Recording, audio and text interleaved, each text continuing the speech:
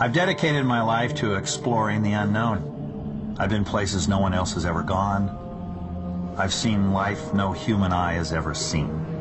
It's my passion. I found the Titanic.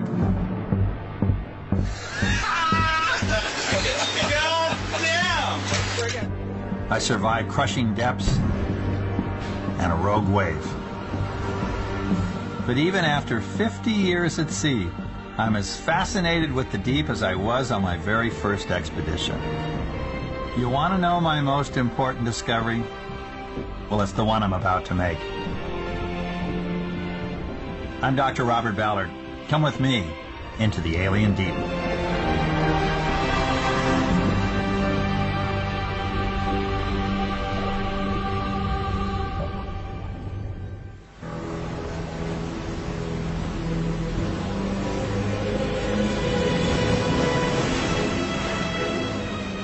Everywhere we look, it seems the oceans are unleashing their fury. These could be flukes, part of a natural cycle, or signs of dangerous global change. Man has always been challenged by the sea. And just when we think we've conquered its violent moods, the planet seems to be upping the ante. But is that really the case? And if so, why?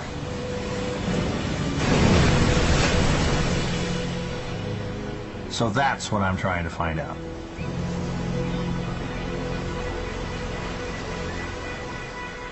To most of us, this is the ocean. But when Dr. Robert Ballard looks at the water, he sees something very different.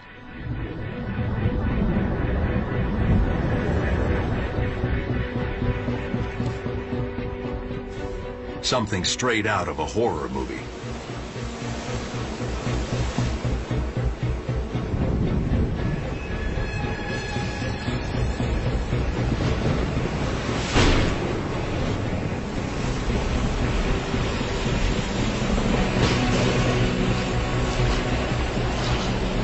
Stronger storms, higher seas, and lurking in the deep, monsters with the power to eat ships whole.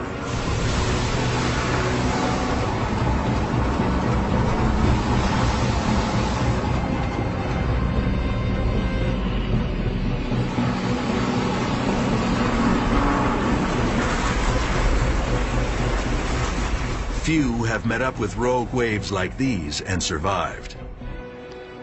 Ballard is one of the lucky ones. Yeah, my first introduction to a rogue wave, ironically, was on the first time I went to sea on my first oceanographic expedition. I was 17 years old, and we were in a tremendous storm in the North Pacific Ocean. We were in 45-foot swells, 15 meters waves were coming at us. It was like a roller coaster ride.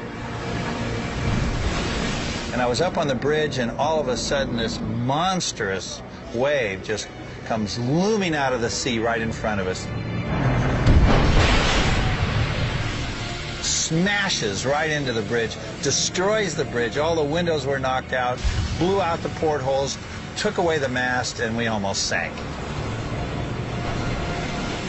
And I was hooked for life. What a wave. I was too young to be afraid. I was in awe. Mariners have been telling tales of rogue waves for centuries. Massive walls of water that tower over the seas around them. 1981.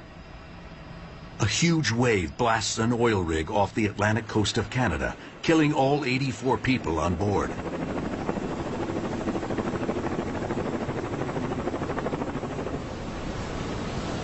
1995.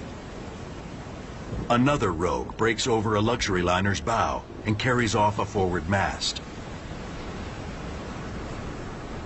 Lots of ships that just vanish without a trace are hit by rogue waves because you have absolutely no time. It just happens. You don't see it coming, so you have no chance to get off a message.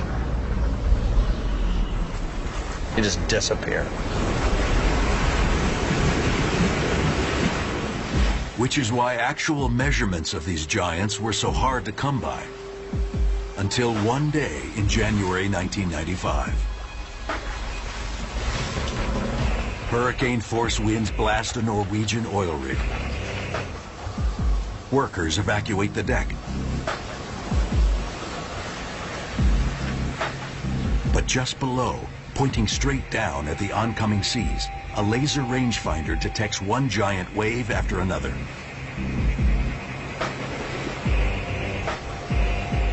"25 feet, 30 feet,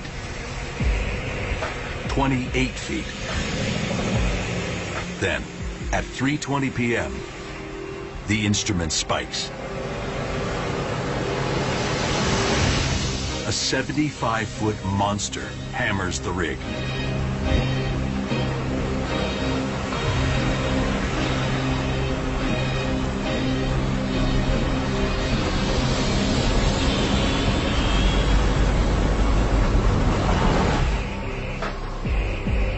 The platform survives, and the world gets its first incontrovertible proof of just how big rogue waves can be. What you get is you get two different wave patterns that intersect, and normally they cancel one another out. But if you do it just right, you can get them to add up and then have them shoot like that.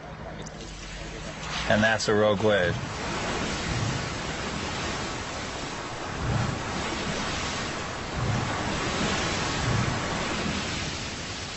And you don't want to be there when that happens. If, as Ballard suspects, these waves and the storms that spawn them are getting bigger, we are in for a rough ride. Already, one large ship goes down on the high seas every month. Not to mention hundreds of smaller vessels.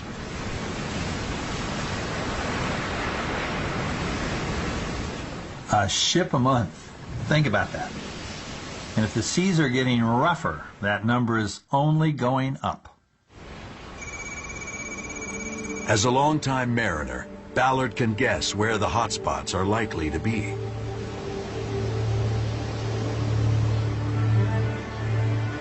The Cape of Good Hope is also known as the Cape of Storms. It is, at the moment, the choke of shipping in the world. No one really wants to go through the Suez Canal anymore because you've got to run the gauntlet of the pirates. Pirates are not predictable, so take your chances with the storms. Tucked away in a remote field office high above the Cape, oceanographer Jean-Pierre Arabonis has made a career out of predicting dangerous seas and rogue waves. His forecast can mean life or death for hundreds of sailors. I kind of built my business around this. I think I got a bit of a feel as to where these things are going to occur a bit more often than anywhere else. But it's a mixture of science and intuition.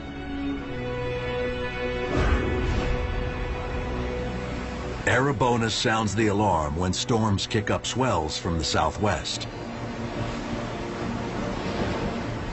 Instead of just creating chop, the waves barrel into a driving current from the northeast, which stacks them up into immense walls of water.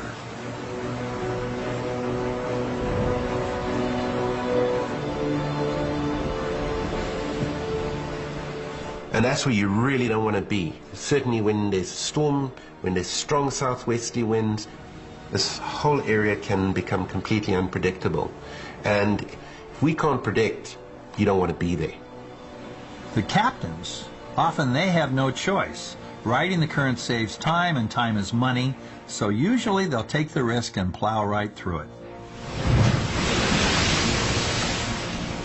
It's very difficult when you take a look at a ship and it's 20,000 tons and it's 200 meters long. You think it's not vulnerable, but it is. But in the right conditions, that ship can fill up with water and be gone in minutes. That's a terrible way to go, and if storms continue to increase in intensity, it's going to be a problem all over the world, not just in South Africa, but everywhere.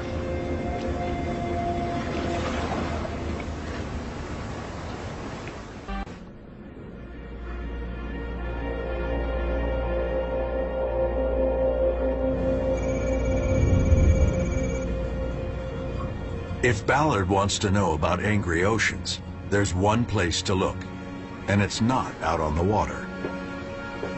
This is Lloyd's of London, one of the most important insurance providers in the world. Lloyd's really dominates the insurance market for maritime insurance.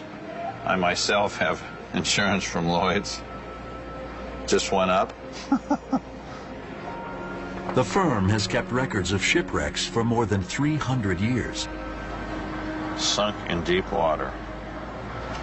Broke in two. Cape Town Rescue Center.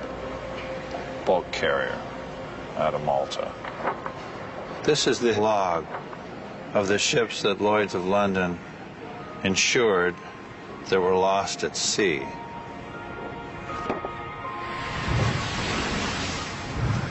100 years ago, most of the losses were due to poor navigation.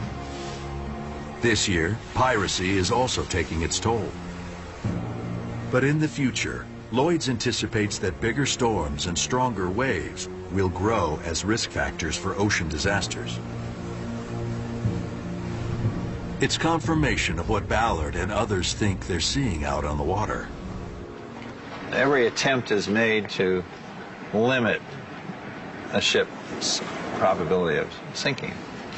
And Lloyd's is very keenly interested in making sure that that occurs.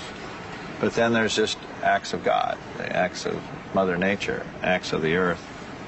And they're starting to see trends that the ocean's getting angrier.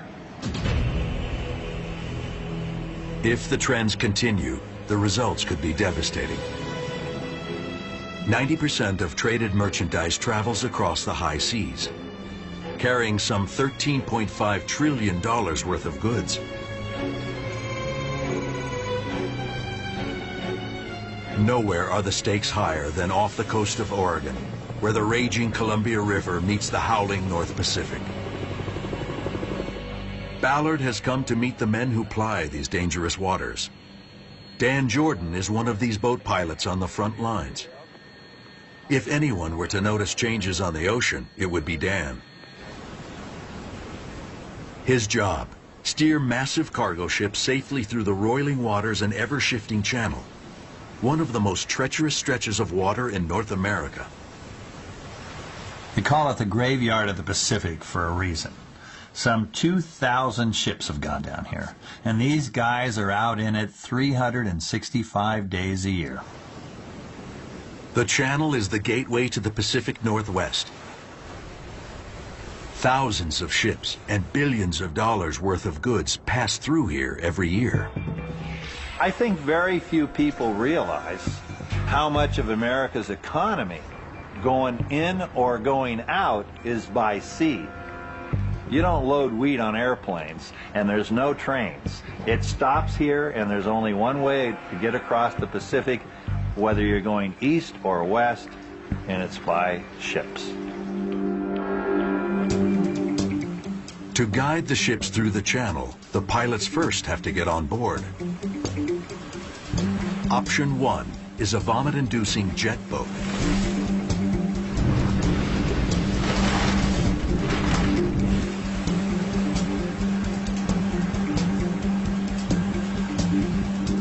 Even on a calm day, it can be lethal. The team recently lost a pilot when he fell from a ladder in big waves and the current dragged him out to sea.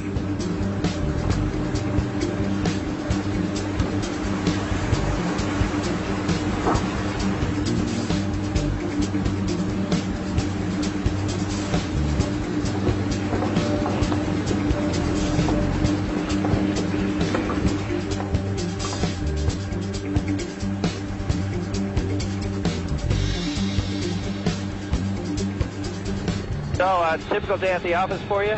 Typical day, yep. Option 2, the safe option, is dangling from a helicopter. But with high winds, rough seas, and a 6-story supertanker rocking and rolling below, it doesn't seem all that safe to Ballard. Man's going out the cabin door. Going out the cabin door. Man is out the cabin door. Man's going down. Man's going down. The seasoned explorer has boarded lots of ships in his 50 years at sea, but never quite like this.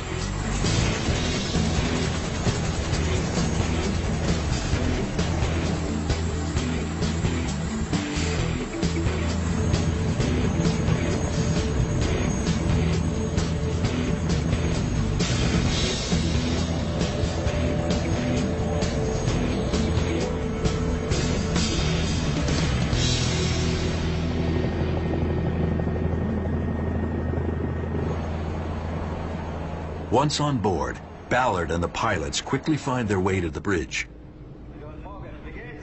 The pilots take command of the ship for the final leg into port. You know, you can steer your ship all the way around the world, but you need a pilot for the last stretch. The currents change, they're changing all the time, and only the pilot knows which route to take on any given day. Well, you're always on edge. Your senses are always alert to what's happening, but you also try and keep it calm. So even if it is a rough, tense situation, big seas or something of that nature, it's real important to keep things calm. But even then, bad things can happen. Waves stall engines. The wind pushes ships toward the shoals. In bad weather, the 3-mile transit can take hours. Dan knows these waters as well as anyone, and lately he's seeing a disturbing change.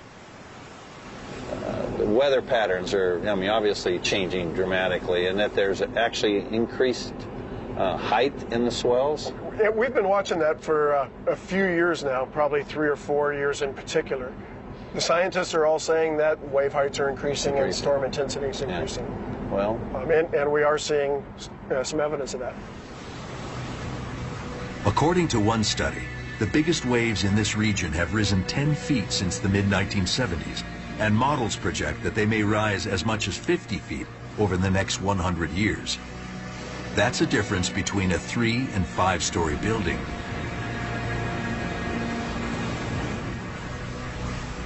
These increases, as well as the bigger storms behind them, cause Dan and his team to shut down the port several times every year. Now that's something they don't do lightly, because if the port closes, it backs up the whole country. You've got cargo trains and trucks grounded in their depots. Your new cars don't get to their lots. Farmers in the Midwest are sitting on their wheat. It's surprising how fast that can all happen. I imagine get sort of tense at times. Yeah, there's always a lot of pressure to get things moving, and that's part of our job. It's a constant battle. It's man against nature, and maybe nature may be winning.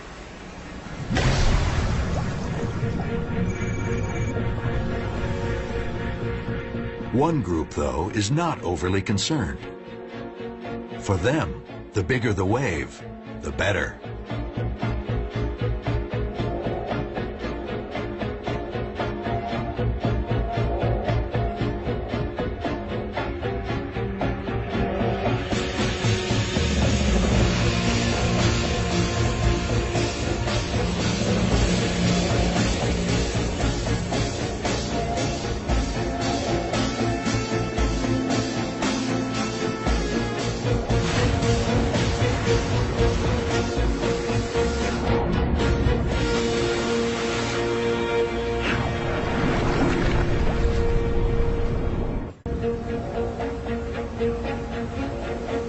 This is Chopu, Tahitian for broken skulls.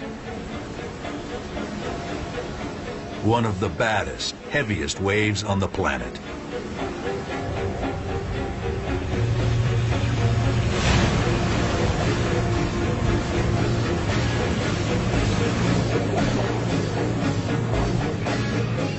Surfers descend on Tahiti from far and wide to challenge its power.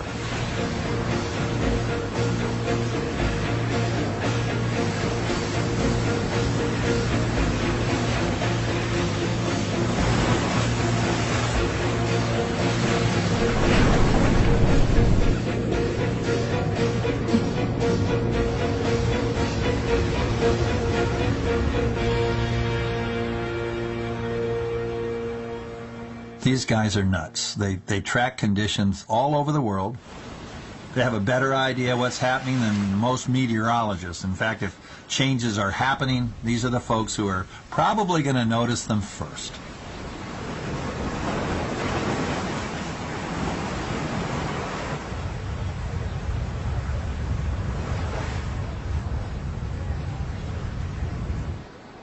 The master of wave forecasting is Sean Collins.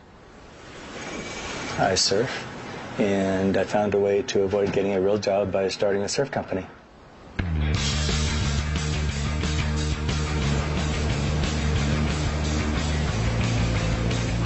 Once upon a time, surfers were beach bums, hanging out on the sand waiting for waves.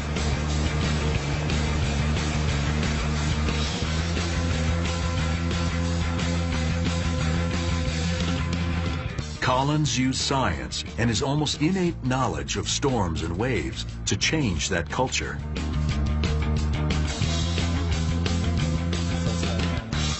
"40 years ago, he launched Surfline, which incorporates satellites, wave buoys, and supercomputers to predict the best surf waves around the world.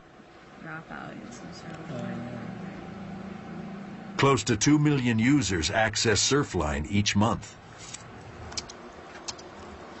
I guess you could say that we help supply the drugs, so to speak, to keep people on their high of surfing. Tahitian pro Raymana von Bostelaer is a self-confessed addict. Some people have other things, and me, my drug is the ocean, you know? That's what we all live for. Thanks to Sean's forecasts, Raymana can start preparing for a wave up to 3 weeks before it arrives. You know, on Tuesday and Wednesday, we're going to get some good swell coming. We're forecasting this swell, to arrive in Tahiti before the storm that generated the swell even happened. So we're, about 3 steps ahead. The key is wind. A wave here in Tahiti begins where all waves do, far out in the ocean where wind blows continuously over open water. It starts as a ripple. Pushed by the wind, it travels and grows, often combining with other swells. Add a big storm, and it can turn into a monster.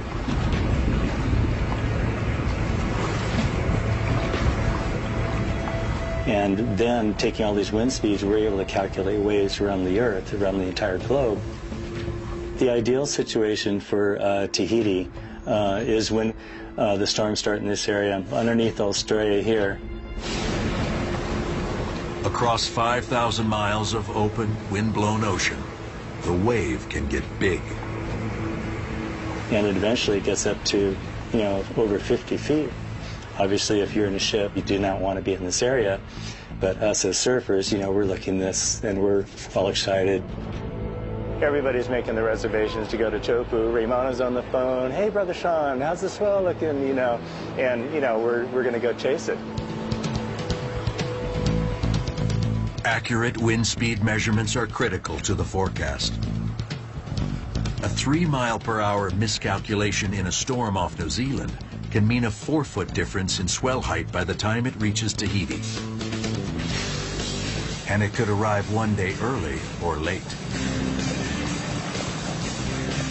As our customers, our surfers, we're telling them there's going to be a swell tomorrow, and it doesn't show up till the day after tomorrow, believe me, they're going to hate us. Good thing for Sean and Raymana, Sean claims Surfline's forecasts are 95% accurate. Today, Raymana's got word that big rollers are on their way in.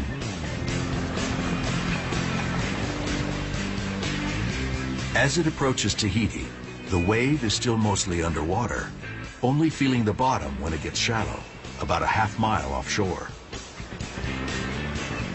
That's when Raymana catches his first glimpse. A dark gray bump on the horizon. As the wave barrels toward shore at speeds of up to 60 miles per hour, the reef shapes it from below. All of a sudden, they just hit a wall underneath the ocean that kind of stops them, and all that inertia just goes, just throws all that energy straight up.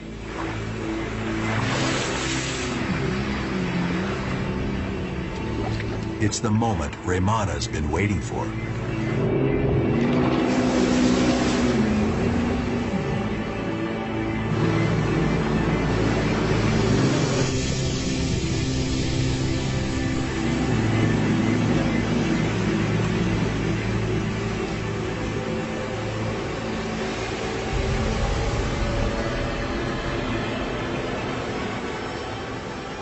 When she breaks, she have the sound of it, you know how it goes on the reef, how it breaks, boom, boom, boom, and you're like, ah, come on, you know?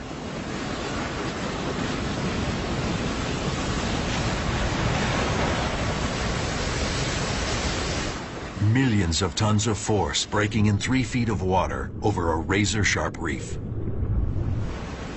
I'm going into that wave, and then the whole thing covered me. And the next thing you know, there's a speed, we call it the speed, you get sucked like this. And the whole thing, my whole thing goes like behind like this. I'm like, come on, just let me out. And next thing you know, it goes.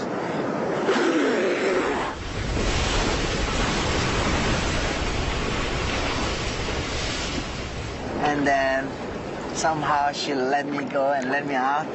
You take it inside, you know, you're just holding for yourself. You got it, you made it, and it's so stoked. You just let everything out over there.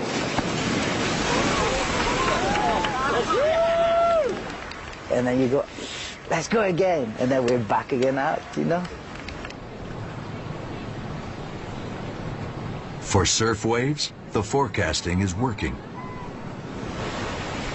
But predicting global changes in the ocean and climate is a lot tougher to do. If we're really seeing the oceans getting more violent, can we figure out why and whether there's anything we can do about it? That's the real challenge.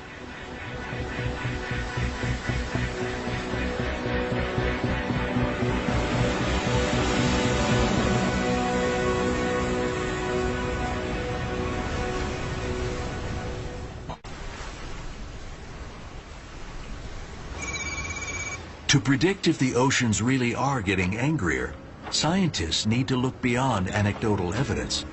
They need to understand how energy moves around the planet.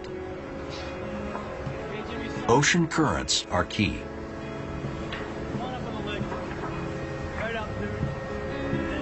That's why oceanographer Bob Picard and his team are out here in the frigid North Atlantic.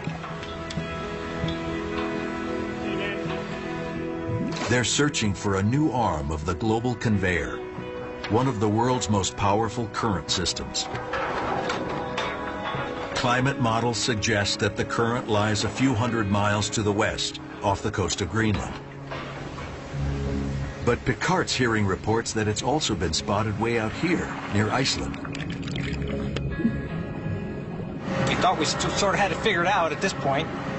And then, lo and behold, my Icelandic colleagues a few years back went out and accidentally discovered another deep current off the continental slope of Iceland, which is sort of, turn a community on its ear a little bit.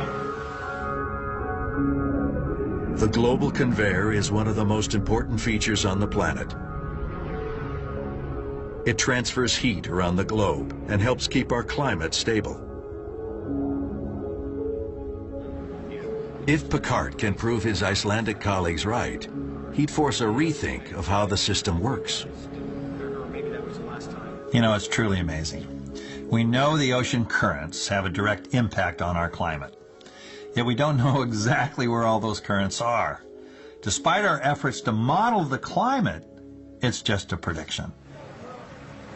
As Ballard knows from decades on the ocean, it's an immensely complex system. The ocean is anything but static. If you were a water molecule and wanted to travel around the planet, it would be like getting in this roller coaster. Lots of ups, lots of downs, and it's a massive amount of water that's moving.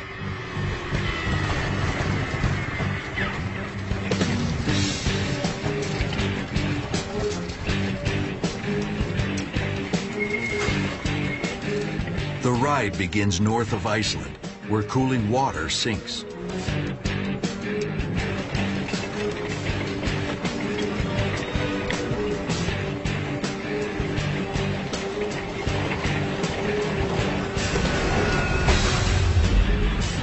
The drop is slow at first, but as the current builds, it gains momentum.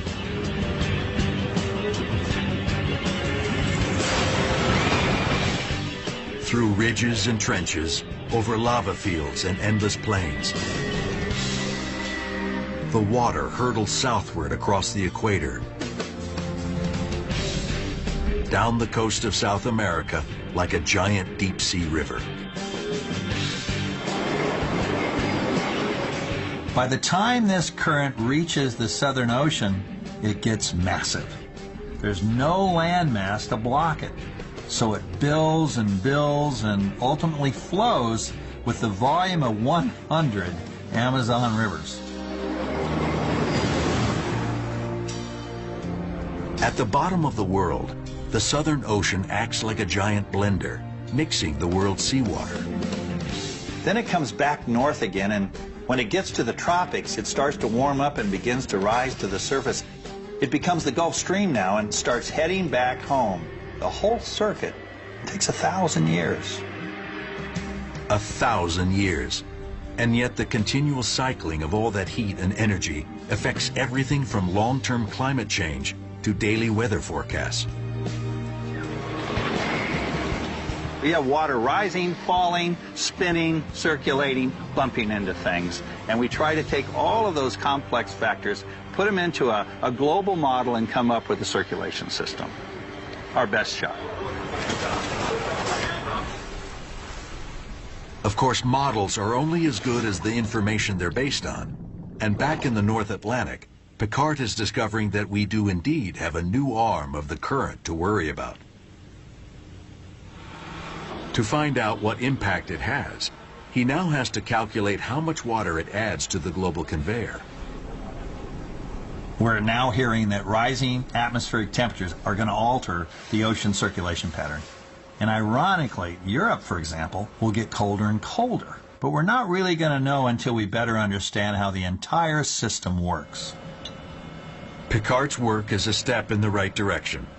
We're predicting that about half of the dense water is actually flowing in this current that we just discovered. So if that's the case, we need to learn more about where it comes from, how it was formed, because it's crucially important.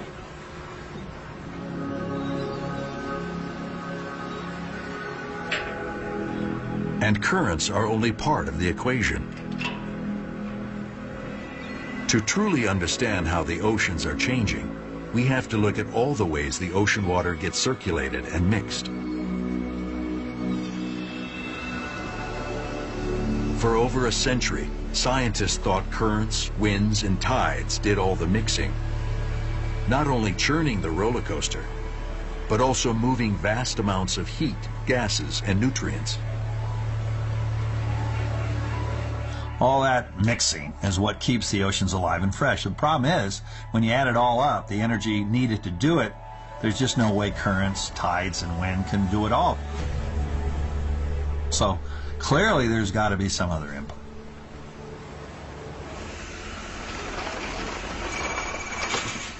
Bioengineer Kakani Katija thinks she's homing in on just that missing link.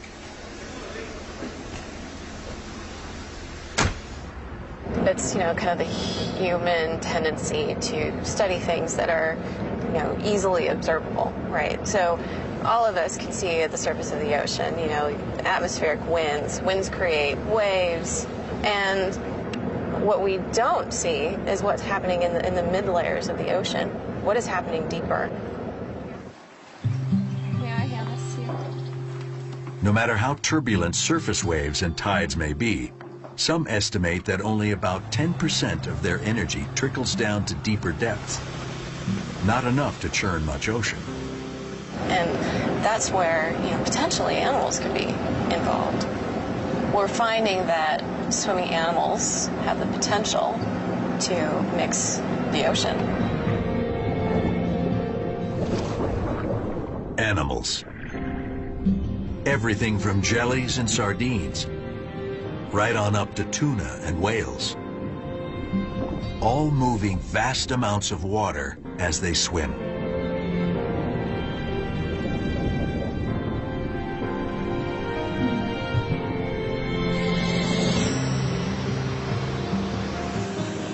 Kakani wants to measure just how much.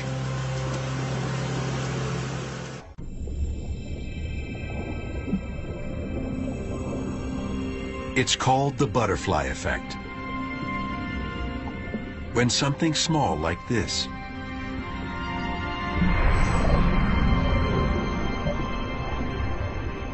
ultimately gives rise to something big,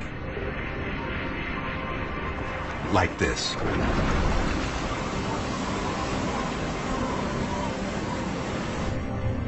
It's an effect nearly impossible to measure, let alone incorporate into climate models that tell us if the oceans are getting angrier.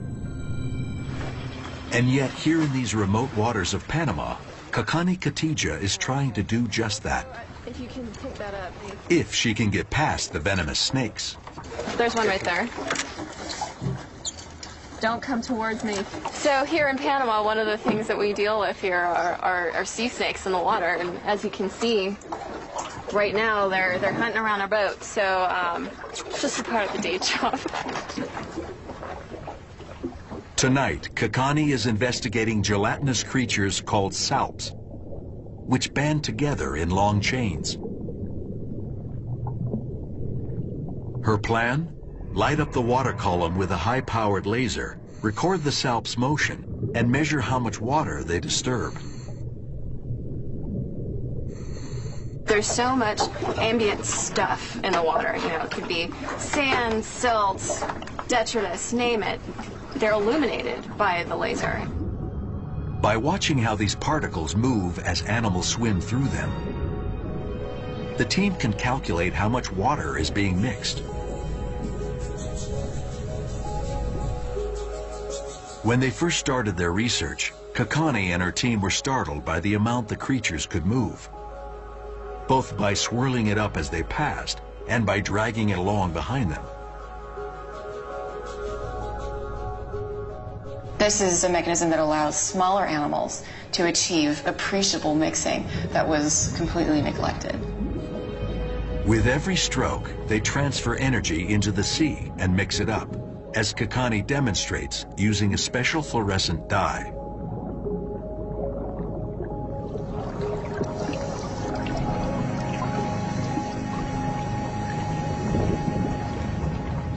How much energy, though, isn't intuitive.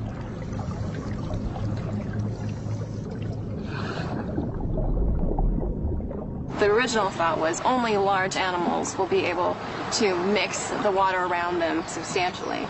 But what we're able to show with some of our field measurements as well as some work in the lab is that smaller animals are actually also able to generate mixing at those same scales.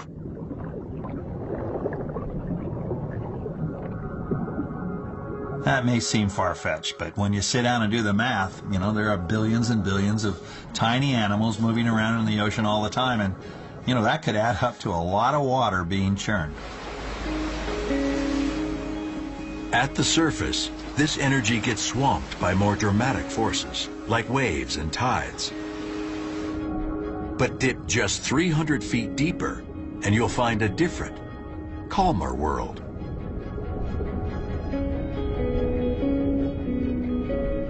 Down here, it's easy to imagine how even one small animal, not to mention countless millions, can have butterfly-like effects.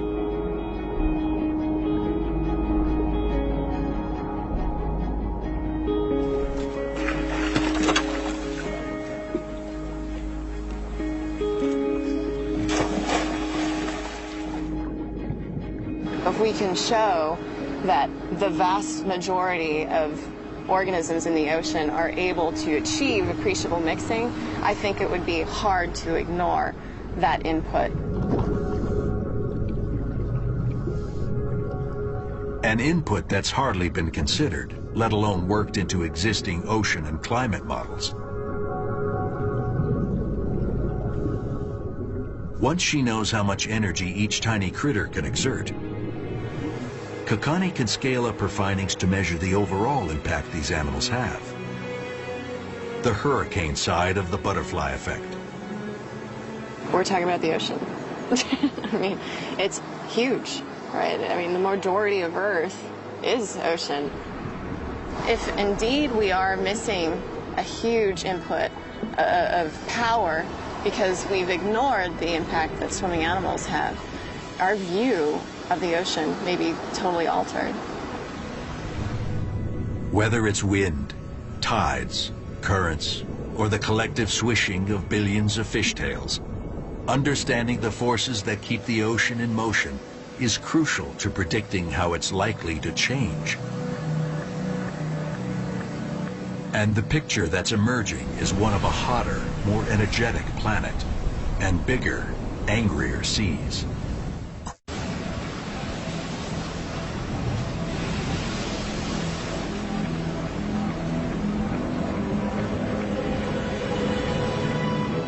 The oceans have always been a dangerous place for us humans. And from what Dr. Robert Ballard has seen on his journey around the world, things are only getting worse. The Earth is undergoing tremendous change right now. Change that we haven't experienced in the past. We've got a lot to learn about how it all works. But there is one common thread. The world's getting hotter, and that's putting more energy into the system. So from there, you just have to follow the trail, and that leads you to more violent storms and bigger waves. We know the world is heating up. We know heat energizes the ocean and atmosphere, powering more intense storms. Bigger storms create higher winds, which in turn churn up higher seas.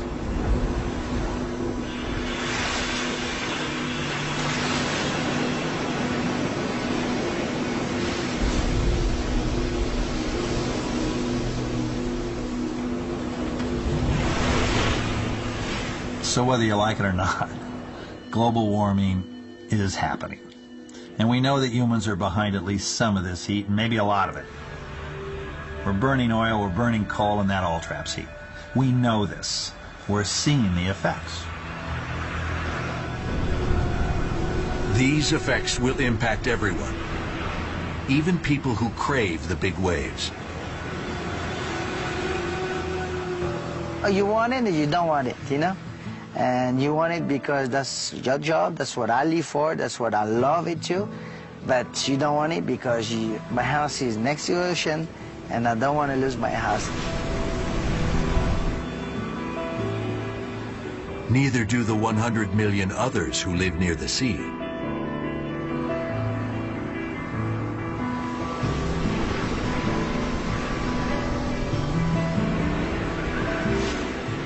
If storms get more severe, wave heights grow, and sea levels rise as predicted, those people could be forced from their homes.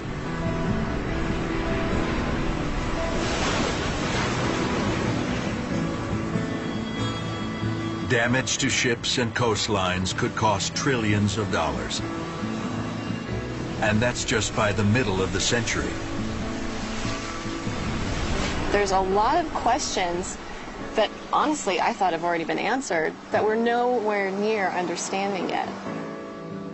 But it's clear, at least in some of these instances, that we are having effect on the ocean, and there are some things that we can do now.